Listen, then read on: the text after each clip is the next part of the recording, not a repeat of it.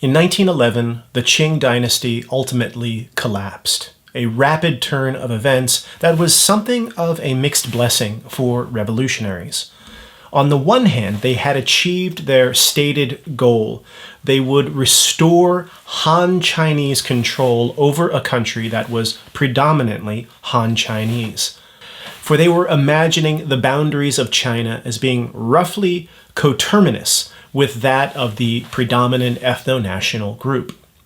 At the same time, the disintegration of the Manchu Qing regime was accompanied by the disintegration of the empire itself, the Qing's ability to keep intact a diverse empire for more than 2 centuries. With the collapse of Manchu rule, Chinese leaders in this new era would need to develop their own means of reconciling the challenges of diversity and unity, plurality and singularity. If they failed in that venture, they stood to lose roughly half of all of the territory of the former Qing. In the wake of the revolution, Republican leaders committed themselves to establishing control over all or as much of the territories of the former Qing as possible. This would have to be done quickly, however, since the repercussions of the 1911 revolution were already becoming manifest. The fall of the Qing dynasty marked de facto independence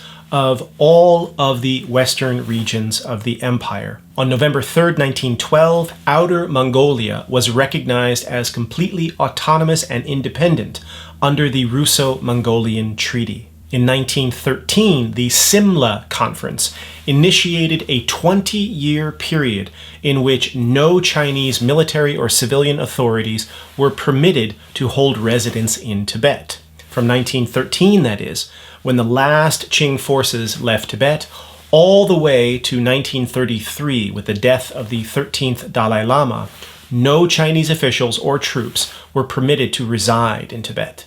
In southwest China, and particularly the province of Yunnan, local warlords practiced de facto control over the region. This massive territorial disintegration, which was primarily the result of the chaos of 1911 and the weakness of the Republican state, was also motivated or even inspired by the way in which the revolutionaries had undertaken the revolution. That is, as an anti-Manchu, pro-Han, essentially racist revolution. In building China for the Chinese, meaning Han, they had made no place for Tibetans and Mongolians and so forth. Now, reality started to set in, however.